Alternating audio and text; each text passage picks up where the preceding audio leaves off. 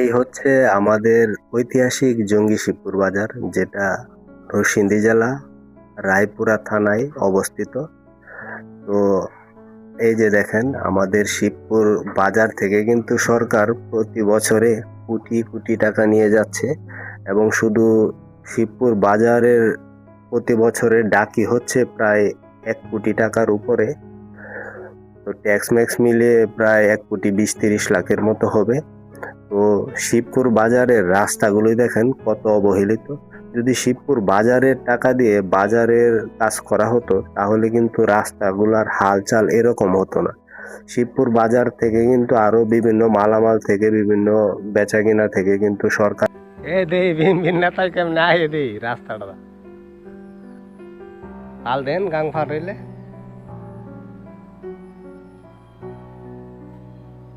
ইসলামে ফেরা যায় আমার কাম আছেন না। হ্যাঁ, ইসলামে ফেরা যাইতেন গা, সুন্দর দেওয়া যায় লইলে।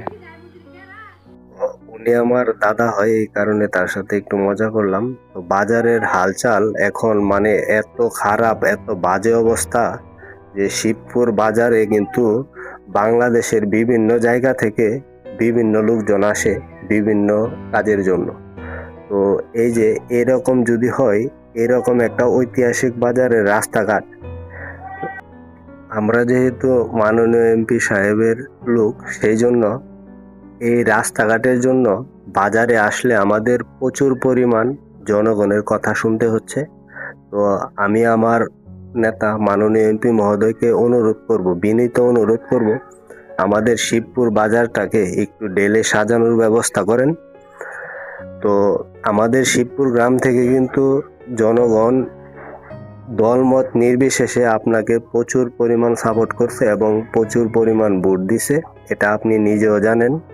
তো দয়া করে শিবপুর বাজারের দিকে এবং শিবপুর গ্রামের উন্নয়নের দিকে একটু সুদৃষ্টি দিবেন, এটা আমাদের অনুরোধ।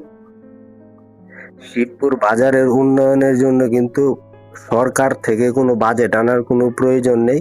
শিবপুর বাজারের টাকা দিয়ে কিন্তু শিবপুর বাজারের উন্নয়ন করে আরো টাকা মানে থাকবে, সেটা দিয়ে রায়পুরার উন্নয়ন করা যাবে।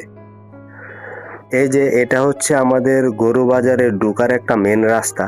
এই রাস্তা দিয়ে যদি এরকম অবস্থা থাকে, তাহলে আমরা বাজারের টাকা কোথায় থেকে আনবো? গরু বাজারের ডাকের টাকা কিংবা বাজার ডাকের টাকা কোথায় থেকে আনবো? এই যে দেখেন, প্রত্যেকটা রাস্তার হালচাল, রাস্তায় পানি লেগে থাকে, এরকম খারাপ অবস্থা। তো আমাদের মাননীয় এমপি মহোদয় এবং ইউনো মহোদয়কে বাজারের দিকে একটু সুদৃষ্টি রাখার জন্য অনুরোধ করব। দেখেন, প্রত্যেকটা রাস্তার হালচালই এই অবস্থা। এই যে এটা হচ্ছে আমাদের গরু বাজারের ভিতরের জায়গাটা, দেখেন খুবই বাজে অবস্থা, খুবই বাজে অবস্থা। এতদিন দেশে আওয়ামী লীগ সরকার ছিল, আমরা সবাই জানি উন্নয়নের নামে তারা হরিলুট করছে, মানে উন্নয়নের নামে তারা হরিলুট করছে। কিন্তু এখন আমাদের যে সরকার, তিনি তো অনেক মানবিক। তো আশা করি শিবপুর বাজারের যে অসমাপ্ত কাজগুলো, অসমাপ্ত বলতে যেই কাজগুলো খুবই অবহেলিত হয়ে পড়ে আছে, আশা করি দয়া করে আমাদের মাননীয়, এই যে দেখেন বাজারের, মানে এটা হচ্ছে শিবপুর গ্রামের মানুষ শিবপুর বাজারে ঢোকার রাস্তা, শিবপুর গ্রামের মানুষ শিবপুর বাজারে ঢোকার রাস্তা, এই অবস্থা। এটা হচ্ছে একেবারে মাছ বাজারের দিক দিয়ে। এই যে এই অবস্থা, এখানে দ্রুত একটা ড্রেনের দরকার এবং সবগুলো ইটের সোলিং দ্রুত মেরামত করার দরকার। ধন্যবাদ।